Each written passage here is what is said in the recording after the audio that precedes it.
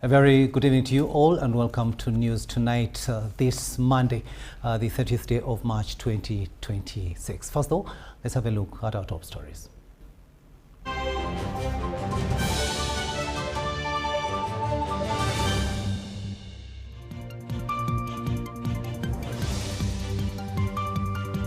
Crime.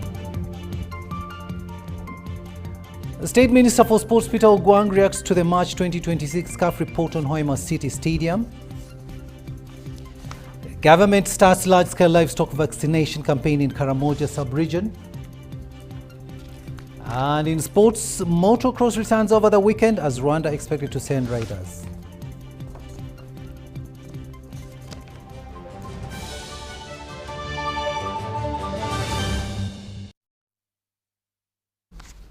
Hello there and welcome once again. We're coming to you live online and on air from Broadcasting House here on Nile Avenue. On sign language, it is Senyomo Yusuf and I am Rukidi Kiijjanangoma.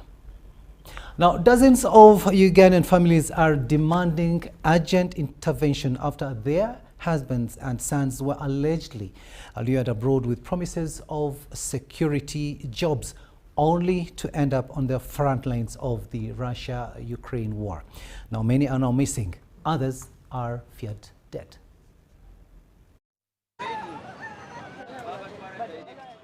Behind these women are stories of broken promises and silent suffering.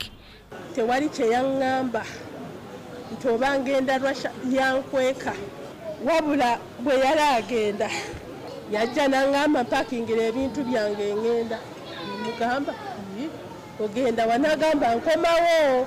Their husbands, former security guards who had worked in Iraq, Somalia and Afghanistan, were recruited by a man they identified as Dmitry, a Russian national.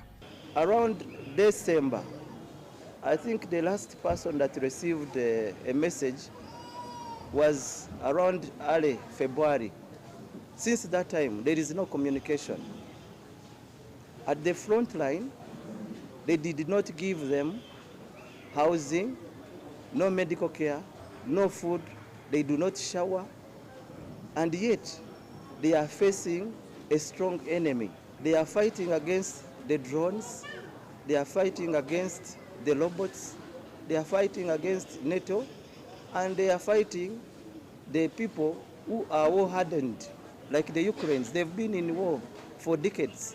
These are professionals, and these are the people they are fighting. Many only discovered their loved ones had left the country and were already in Moscow.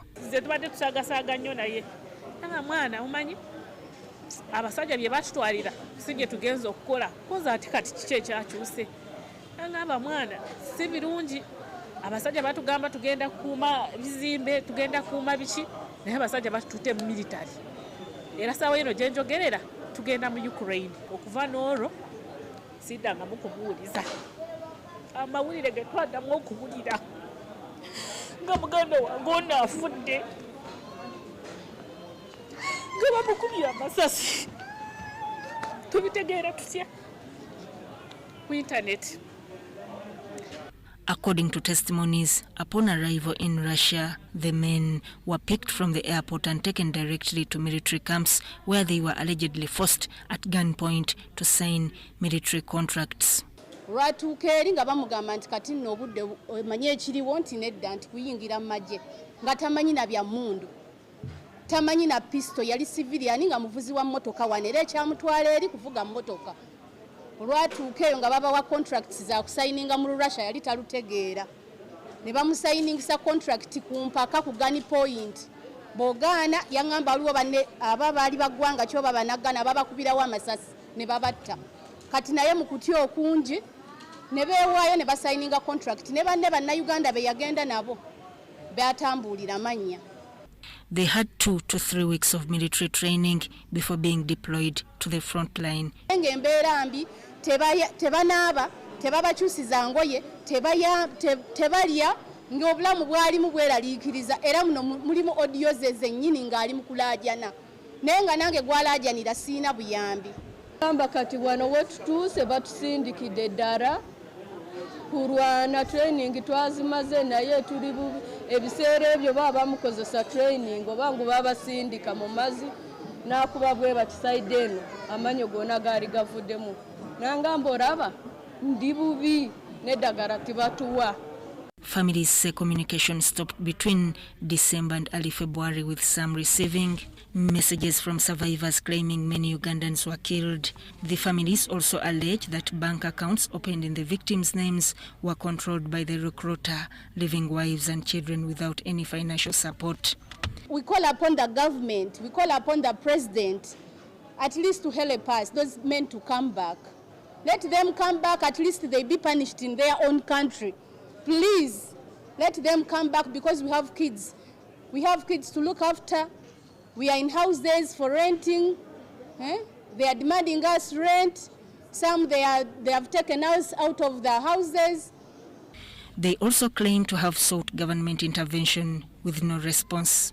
A petition has been submitted to multiple ministries, with families now planning to petition the Prime Minister. For UBC News, I am Sudat Kaye. A very sad news about those Ugandans who are supposed to be doing other jobs, but they are there now to fight very, very deadly people. Now, the Directorate of Traffic and Road Safety has released the 2025 Police Annual Crime Report, showing that reckless driving, speeding and poor road conditions remain the leading causes of road crashes. Meanwhile, over 5,383 people died on Ugandan roads in 2025, translating to an average of about 14 deaths per day.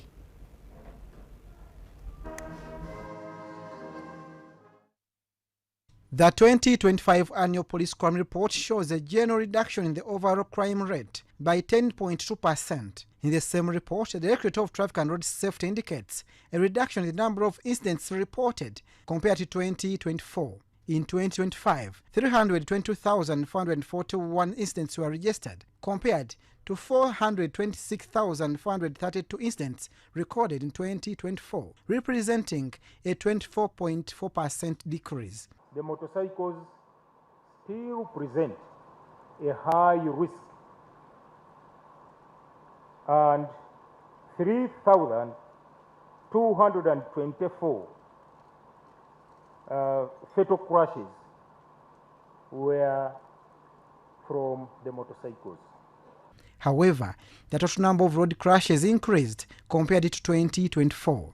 In 2025, a total of 26,044 road traffic crashes were reported, compared to 25,107 crashes recorded in 2024, representing an increase of 3.7%.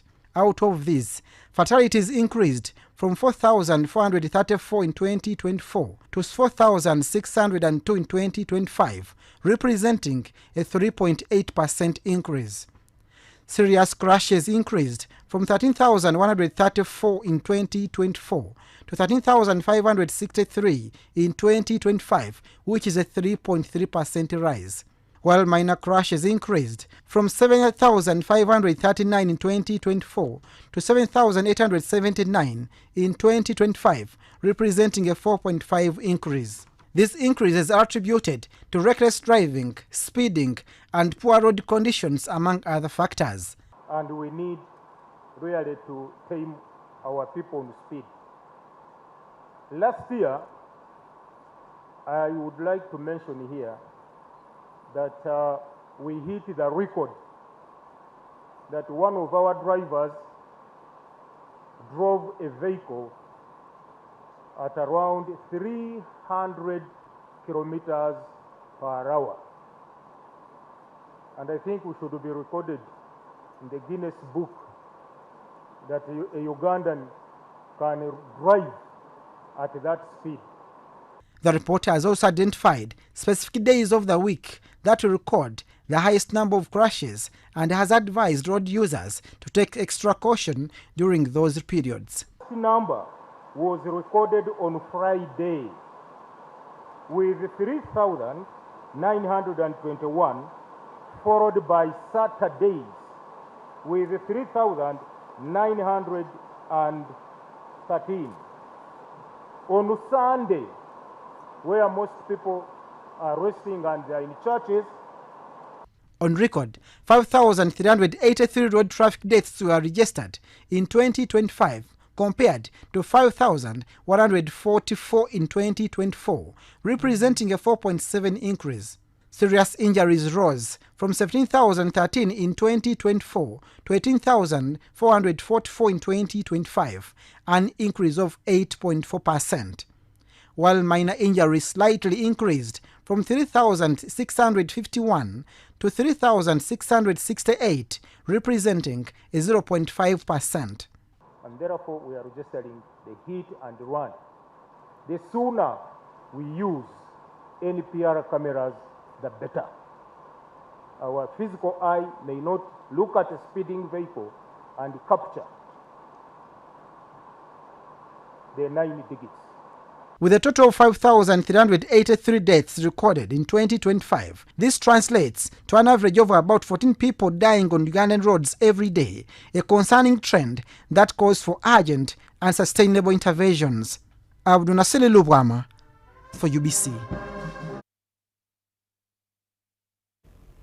Thanks, Lubwama, for that story there. Now, the 2025 police crime report has revealed a 10.2% decline in crime. Police attribute this reduction to improved investigations and enhanced community policing. The report also highlights a high case backlog of over 120,000 cases, emphasizing the need for increased training and human resources. Meanwhile, land-related offences, terrorism, political and media-related cases have registered an increase. Ivan Kahwa reports. The Inspector General of Police, Abasi Byakagaba, has launched the Annual Crime Report 2025, detailing patterns of crime management and response. The report reveals a decrease in crime by 10.2% compared to 4.1% in 2024.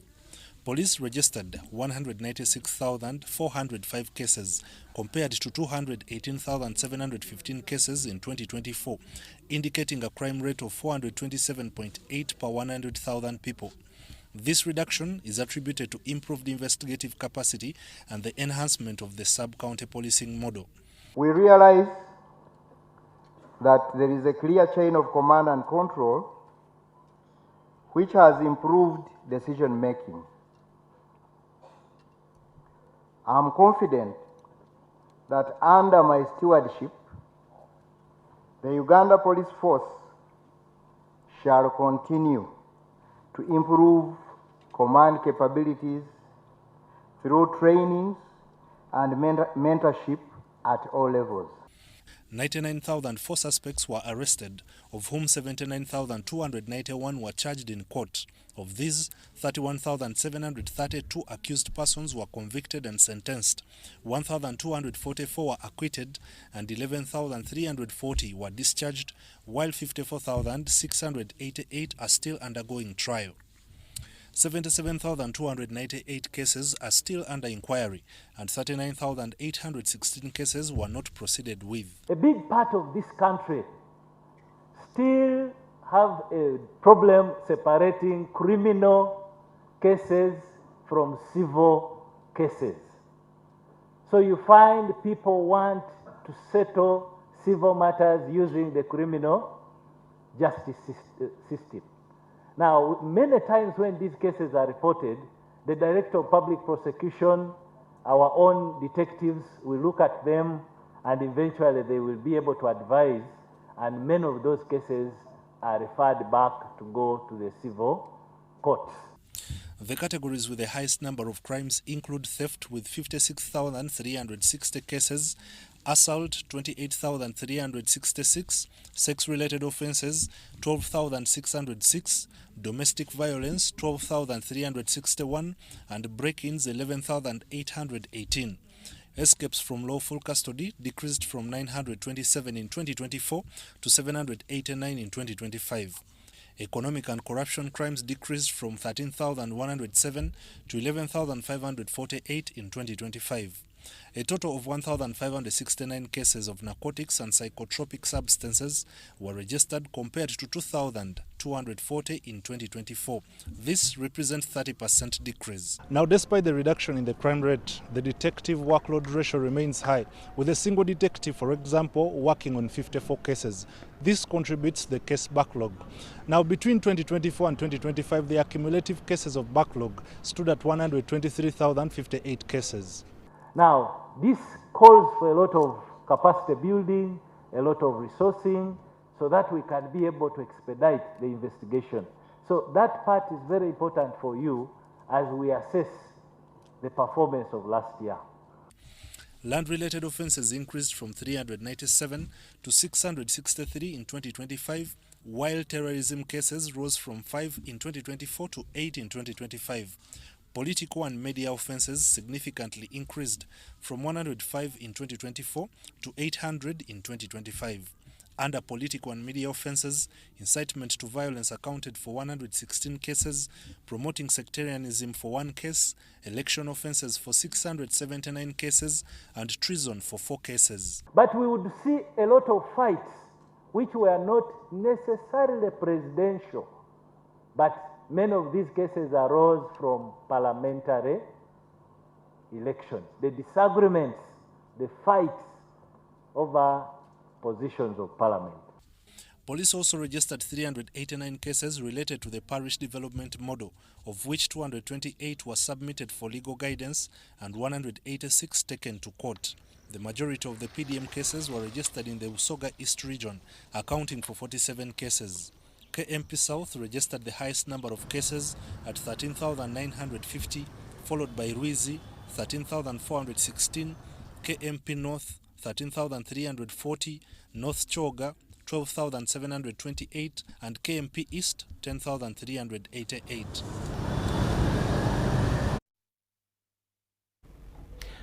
Ivan Kahwa reporting there.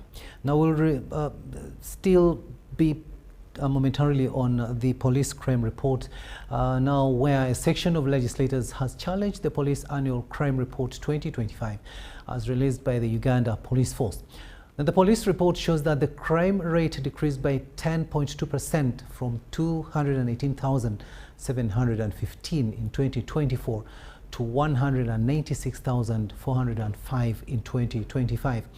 Now, some members of parliament claim that the report is far from a reality, and they have dubbed it as a form of self-appraisal. The legislators call for a further audit of the report to avoid doubt. If you look at the road carnage, the very bad and nasty accidents happened last year and to the run to the general elections this year. If you look at the reckless driving, if you look at the goons plucking off number plates, if you look at all manner of traffic offenses, the roads have become unbearable for road users. Those whom you know have the right of way, every Tom, Dick, and Harry are now driving as if they have the right of way. In the place where I come from, people have turned themselves into government of sorts. They've commandeered, they are looting, We used to know that there is cattle rustling can only be in Karamoja, but it has spread to Sembabule, to Remiaga. Because the reason the president wanted the police to be based at a parish was because they were stealing crops and animals. In the village where I was born, that stealing is still happening. People's goats are still being stolen, matoke is still being stolen. So that change of the policy of policing to go at a parish level hasn't changed anything. So when you say crimes have reduced, I don't know which crimes, because I think police doesn't consider stealing of goats and matoke as a crime, because it doesn't directly affect people, because they tend to concentrate on in urban areas where there are iron bar hitmen. So when those ones go down, then they appraise themselves as having done some work. So we'll need someone to audit police for us to believe those figures. But if they are figures given by police, they remain police figures. Some time back, last year, we used to have a number of posts closer to the people, but they were removed. So people would find it easy to go and report because they would not incur transport costs to report their cases at the police posts. Nowadays, police posts are police stations are very, very far away from the community that it requires one to have transport to go there. And even you find that at times police request for transport to go and pick the criminals or find the criminals.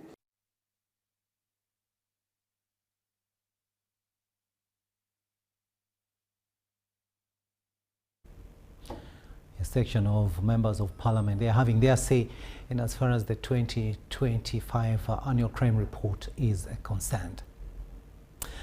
Now, the Minister for State for Sports, Peter Ogwang, has confirmed that although the March 2026 Confederation of African Football report, which raised a red flag about Hoima City Stadium, is welcome, it is not true that the construction process skipped the CAF guidelines and standards. According to Ogwang, with no additional resources and cost to be incurred, the contractor has already returned to the site. Well, for the record, that report was not issued this week. That report was issued, I think, 2 weeks, a fortnight ago. The March 2026 Confederation of African Football reports on Uganda's Hoima sports-based and Kampala facilities have attracted an emotional public discussion. CAF said the bench is interfering with some of the fans from watching the game. According to them, they have recommended that they need to have a bench of players put in a dugout. The contractor and CAF are coming up with a specific design on how that will be done.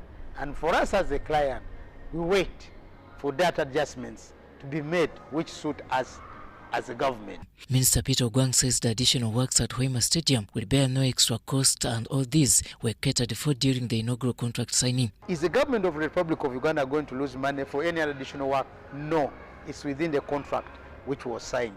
And I think that's what the country must understand. The minister told UBC that the construction process in Hoima corresponded with the CAF standards. I want to address that because it's the information I got from the contractor. With due respect, CAF has regulations which govern all the infrastructure development. And even me during the meeting which was held between CAF, ourselves as a client, and the contractor, it was an online meeting. The contractor, with due respect, was able to come out clearly to highlight the regulations which I want to go on record and quote 2022. The regulations of 2022 have never been changed up to date as we speak. Even you can go online and check on those regulations. And according to the contractor, because it's not the first stadium he has constructed in the continent, the recent stadium he constructed is in Rwanda. There's also a stadium he has constructed in Senegal. These are the same regulations he has been following. On reports suggesting that the local sports board, the FUFA, was also blindfolded during the construction process, Ogwang has a response. I want to confirm, and actually that's laughable. Two things which I want to go straight. There's a committee of infrastructure of the local organizing committee of AFCON. The chairperson is appointed on the government side. The vice chairperson is FUFA. Members of the committee both include the government and FUFA. Furthermore, to the information I have from National Council of Sports, specifically National Council of Sports has been designating money to the federation specifically to go and supervise this facility. So the question of saying they were kicked out, I want to categorically say That's not true.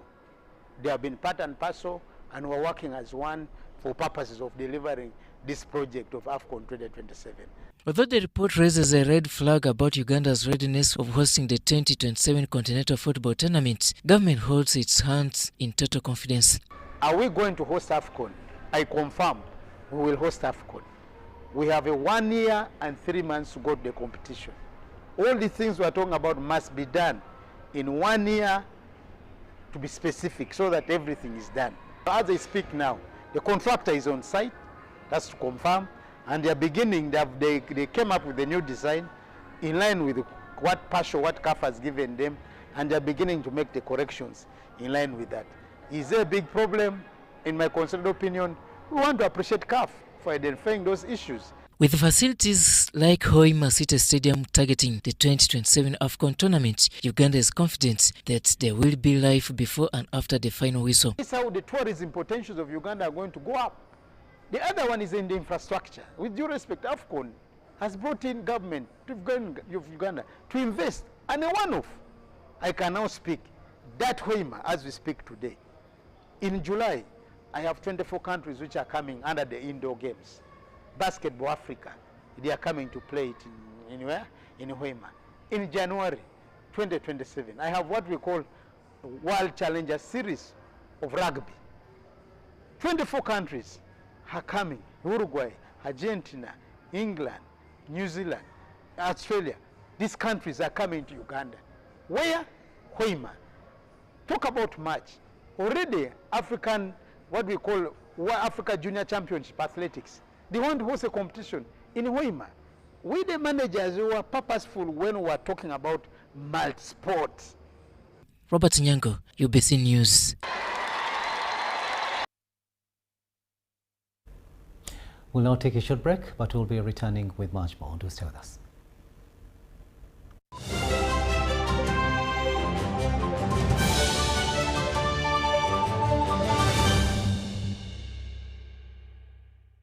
When you don't use Momo, you are forced to quarrel. Mama, kabalance? Nkuwaire 15 Mama, nkuwaire 15.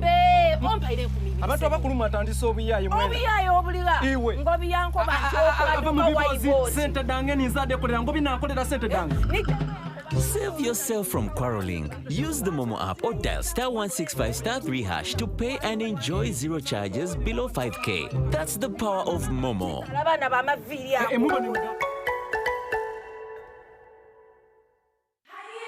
It's back, bigger, and with more business opportunities. It's the Pearl of Africa Tourism Expo, Poate 2026, Uganda's flagship tourism event. Poate 2026 will take place from the 21st to the 23rd of May 2026 at the Speak Resort Convention Center, Munyonyo, under the theme Wanderlust. It's your time to thrive. Yes, it's your time to tap into Uganda's renewed optimism and tourism growth. Tourism stakeholders, travel trade partners, and tourism enthusiasts will be part of the Poate 2026. Come and network with like-minded people and unlock new business opportunities. To participate, register at www.poate.co.ug. Poate 2026 is brought to you by Uganda Tourism Board and partners. When you don't use Momo, you get insulted by strangers.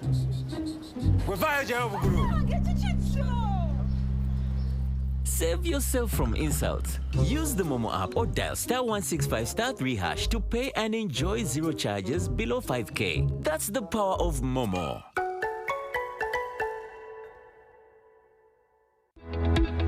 Uganda Health Professions Assessment Board notifies the public that the registration of health TVET candidates for June 2026 assessment commenced on the 11th of March 2026. Deadline for registration is 10th April 2026. As guided by the TVET law, the list of registered candidates for the June 2026 assessment series shall be displayed for viewing 30 days before the date for commencement of the national assessment. Lists of registered candidates shall be displayed for viewing 1 month before the national assessment.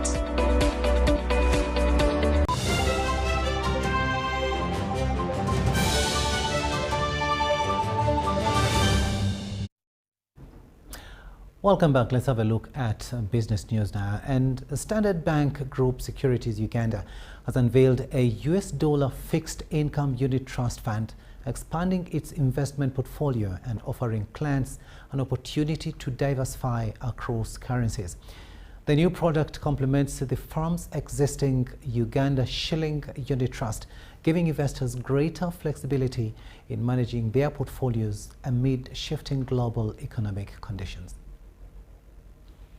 The launch of the US dollar's fixed income unit trust fund comes at a time of heightened uncertainty in international markets, partly driven by instability in the Middle East and fluctuating energy prices.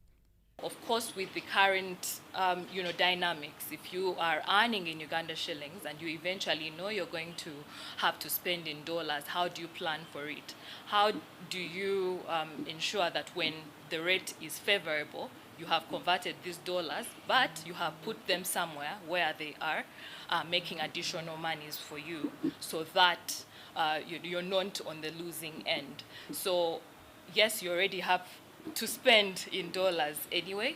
So what we are offering is an option for you to manage that risk exposure better, given the fluctuation that comes with the forex market, and given the fact that most of us do not get the entire amount in one go. We may need to keep collecting it to make a bigger amount that will eventually be paid for something. Grace Samakula, SBG Securities Uganda CEO, says the new product is designed to help investors remain resilient while taking advantage of emerging opportunities. In terms of currency direction or currency movements, in the short term we've seen this depreciation of the currency. It's not to say that the currency will continue to depreciate. We obviously do not predict where currencies will go, but in the long term, I think what's important is for clients to realize that they can invest in products that match their expected liabilities. So for example, if you plan to take your child to school 10 years from now, and your idea is you want this Ivy League exposure, maybe starting to prepare for that today by investing in dollar product gives you that advantage. The USD Fixed Income Unit Trust Fund is expected to help investors hedge against currency volatility, particularly those with exposure to foreign exchange, while maintaining participation in local market opportunities through UGX investments. SBG Securities says it aims to position itself as a trusted partner in wealth creation by providing innovative solutions and expert investment guidance.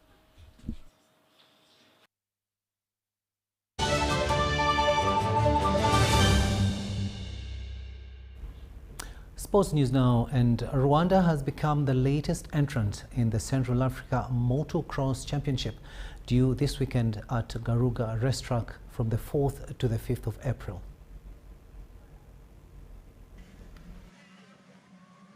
Over 150 riders are expected to take part in the first round of the Central Africa Motocross Championship. The event will also double as the third round of the National Motocross Championship on the Federation of the Motorsport Clubs of Uganda calendar, following one in January and February. Veteran rider and Federation of Motorsports Uganda Vice President Arthur Bleak confirmed the readiness of Team Uganda to participate in the championship. So far the names that we've received, about 5 names from Rwanda, about 9 names from Tanzania, and about 10 names from Kenya. And a total number, including the Ugandans, we are looking at over 100 riders competing over this weekend for the FIM Africa's Central Africa Championship and for the Mountain Dew National Motocross Championship. There will be competition in 50, 85 and 125cc plus MX1 and 2, with Uganda banking on riders like Migo Katende, Fortune Sentamu, Gift Sebuguzi and Abigail Katende.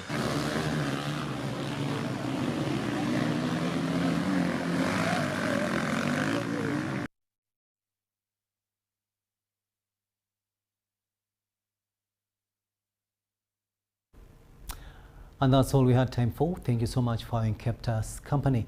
On sign language, it has been Senyomo Yusuf and I'm Rukidi Kiijjanangoma. But do remember that we have our second and final bulletin coming your way at 10 p.m. But up next now is Jethro Kaseji with his program, The Front Bench, and he is on standby to give us what he has prepared for us this evening. Jethro. Thank you, Kiija. Good evening, ladies and gentlemen. Welcome to the Front Bench. Affirmative action and restocking in Teso region is going to be our topic tonight.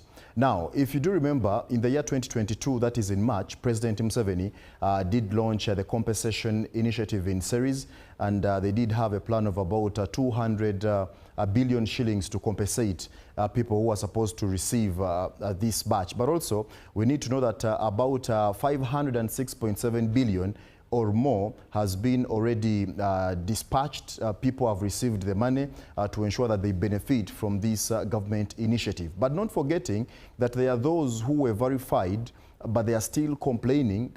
Those are about 24,000. They haven't received anything.